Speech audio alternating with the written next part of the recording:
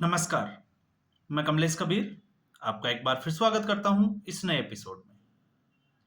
आज के इस एपिसोड में एक बार फिर हम केंद्र सरकार के एक निर्णय जिसमें यह कहा गया कि अब पूरे देश में जातिगत या जाति आधारित जनगणना होगी।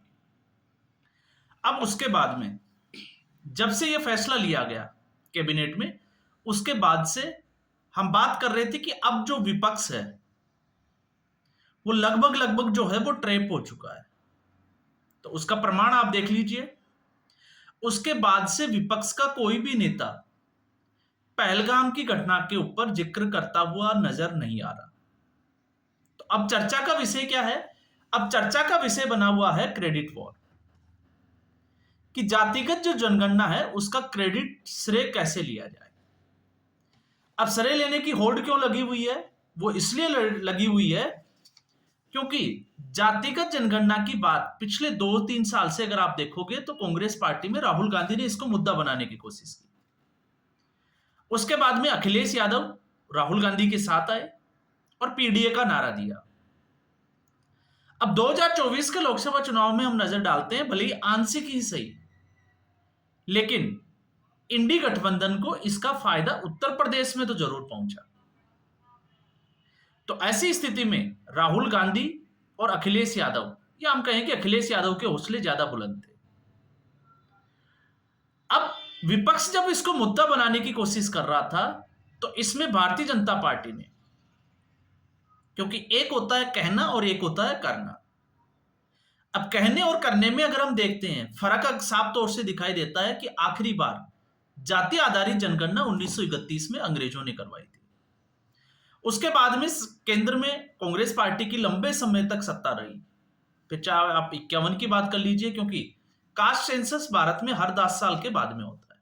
तो 51, 61, 71, उसके बाद 81, 91, 2001 में अटल बिहारी वाजपेयी की सरकार थी तो हम उसको हटा देते हैं, और 2011 में यूपीए 2 की सरकार थी मनमोहन सिंह की। तो इतने लंबे समय तक सत्ता में रहने के बावजूद कांग्रेस पार्टी इससे दूर रही, जातिगत आधारित जनगणना से।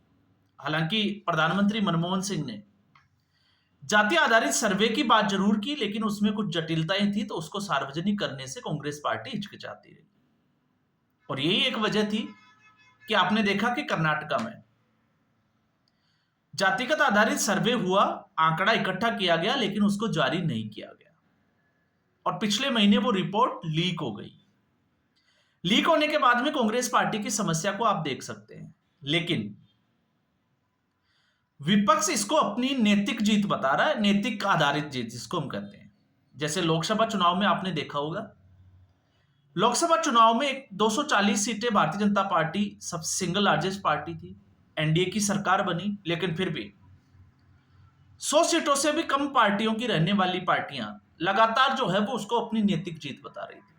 तो अब इसका क्रेडिट जो है वो लेने की कोशिश है कांग्रेस पार्टी में। और अखिलेश यादव ने तो साफ तौर से कह दिया कि 90% का जो पीडीए है उसकी 100% जीत है। तो बड़ा सवाल यह है कि भारतीय जनता पार्टी ने क्या विपक्ष के मुंह से राजनीतिक मुद्दा छीन लिया? क्योंकि जातिगत आधारित जो जनगणना है वो तो भारतीय जनता पार्टी करा रही है। अब भले ही विपक्ष ये कितना ही कहे कि भारतीय जनता पार्टी ने दबाव में ये किया, लेकिन किया तो भारतीय जनता पार्टी ने। अब उससे बड़ा सवाल ये उठता है, क्योंकि चर्चा हर जगह है, क्रेडिट वॉर आपको जो है वो परसों से शाम को सुनने को मिल ही रहा है, लेकिन क्या ऐसा करने से सामाजिक न्याय मिलेगा जिसकी ये लोग बात कर रहे हैं? यह सबसे बड़ा मुद्दा होना चाहिए। अब जब सामाजिक न्याय की हम बात करते हैं तो वो इसलिए जरूरत है क्योंकि अब तक अनुसूचित जाति और जनजाति, इन जो जातियां हैं इस वर्ग में हमेशा जातिगत आधारित जो है वो जनगणना की गई, लेकिन कभी भी इसमें जो है वो ओबीसी को शामिल नहीं किया गया। तो आखिर ओबीसी के साथ इतना भेदभाव क्यों किया गया?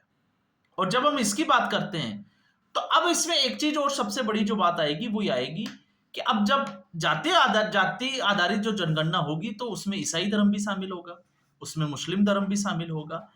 तो अब जिसकी हम बात कर रहे थे पहले भी हमने एक दो बार जो है वो इसकी चर्चा की थी कि अब क्या दूसरे धर्म वो भी जाति आधारित जो है वो बढ़ जाएंगे।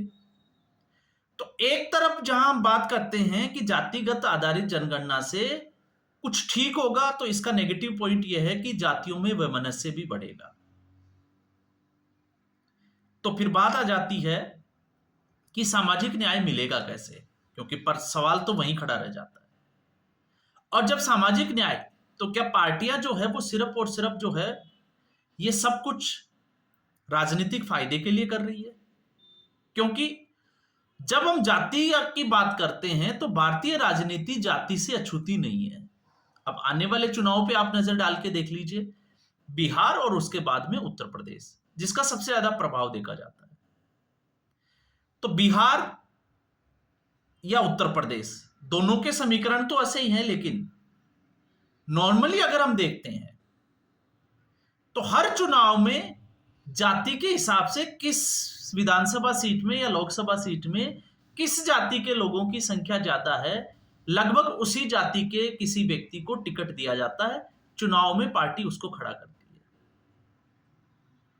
तो भले ही राजनीतिक पार्टियां दुहाई देती हो, लेकिन जाति जिसको हम कहें कि राजनीति से वो अछूती नहीं रह सकती। और मुझे लगता है कि जाति की राजनीति किए बिना ये पार्टियां जो है वो जीवित भी नहीं रह सकती। जीवित का मतलब वो जीत ही नहीं सकती। तो अब बिहार में आपने देखा जिस तरीके से यादव, क्योंकि लालू प्रसाद यादव यादव समाज से आते हैं और यादव समुदाय की जो जिसकी हम बात करते हैं संख्या, तो अपना वहां पे जो है वो एक दबदबा। और फिर ठीक ऐसी स्थिति जो है वो उत्तर प्रदेश में भी है। तो इससे आपको अंदाजा लगेगा कि जातिगत आधारित जो जनगणना है उसकी जरूरत राजनीतिक पार्टियों को क्यों है। या फिर हम ये कह दें कि नहीं, जातिगत आधारित जो है वो जनगणना जातिगत आधारित राजनीति जो है वो राजनीतिक पार्टियां नहीं कर रही। ये पार्टियां जो है वो सिर्फ सामाजिक न्याय के लिए या लोगों को, नीचे तबके के जो लोग हैं जो वंचित है, उनको इससे लाभ मिलेगा या लाभ देगी। तो मुझे लगता है वो थोड़ा सा कहना जो है इस अभी वर्तमान की राजनीति में थोड़ा सा मुश्किल है। ये जरूर हम कह सकते हैं कि प्रधानमंत्री नरेंद्र मोदी ने जिस तरीके से केंद्र में आने के बाद में सबका साथ, सबका विकास और सबका प्रयास का जो नारा दिया और उसके तहत काम भी किया, हालांकि उसका फायदा नरेंद्र मोदी को अभी तक अगर हम देखें तो ज्यादा हुआ नहीं। आप उठा के देख लीजिए उज्ज्वला योजना, या फिर हम बात करें प्रधानमंत्री आवास योजना, इसके अलावा मुस्लिमों के लिए स्पेशल जो योजनाएं हैं, चाहे वो सगुन योजना हो और दूसरी छात्रवृत्ति की योजनाएं हो, लेकिन इन सब के बावजूद क्या मुसलमानों ने आज तक नरेंद्र मोदी को वोट किया? और जब हम इस सवाल का जवाब ढूंढते हैं तो उस सवाल का जवाब मिलता है नहीं। और मुसलमानों ने वोट कहां किया? मुसलमानों ने वोट किया जो पार्टी भारतीय जनता पार्टी को चुनाव हरा सके। अब वो कोई भी पार्टी हो सकती है। अगर अब इस बार आप दिल्ली का चुनाव को उठाकर देख लीजिए, दिल्ली के चुनाव में क्या हुआ। सबको लगा कि इस बार जो है वो कांग्रेस पार्टी अच्छे से लड़ रही है, तो शायद मुस्लिम वोट जो है वो कांग्रेस पार्टी की तरफ जाएगा, लेकिन नहीं गया। कितना उछाल आया? 2% के आसपास। और जब सबका साथ, सबका विकास और सबका प्रयास की बात की गई, जम्मू कश्मीर को इसमें जोड़ा गया, धारा 370 को हटाने के बाद में जबरदस्त तरीके से टैक्स पेयर्स का जो पैसा है वो जम्मू कश्मीर में बहाया गया कि जम्मू कश्मीर जो है वो मुख्य धारा में आएगा। लेकिन हुआ क्या? इतना कुछ करने के बावजूद घाटी में जब चुनाव हुए तो घाटी में भारतीय जनता पार्टी को कितना वोट मिला और कितनी सीटें मिली, तो उससे आप अंदाजा लगा सकते हैं। लेकिन जातिगत जनगणना से जो है वो अनुमान ये लगाया जाता है कि जिस तरीके से पसमानदा हो गए, आगा खानी हो गए और दूसरे जो मुसलमान जो जातियां हैं, तो अब इसमें एक चीज साफ निकल के आएगी कि जिस तरीके से हिंदुओं में जातियों का प्रभाव है, क्या ठीक उसी तरीके से दूसरे धर्मों में भी जातियों के आधारित जो है वो भेदभाव है।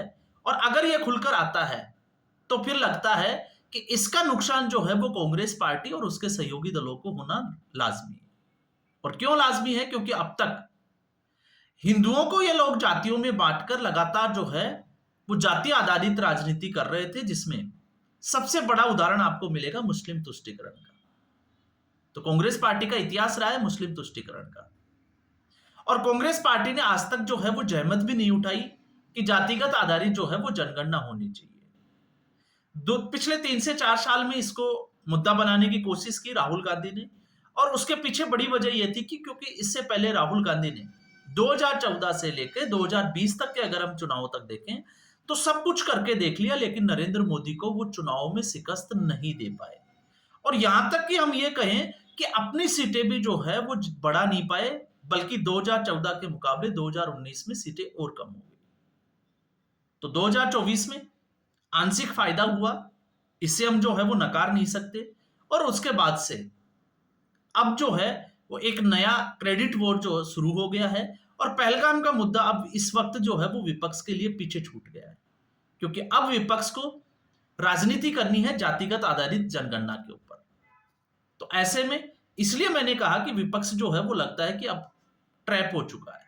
तो आज के एपिसोड में बस इतना ही। उम्मीद करूंगा वीडियो एपिसोड आपको पसंद आया होगा। वीडियो को लाइक करें, शेयर करें, चैनल जरूर सब्सक्राइब करें। धन्यवाद।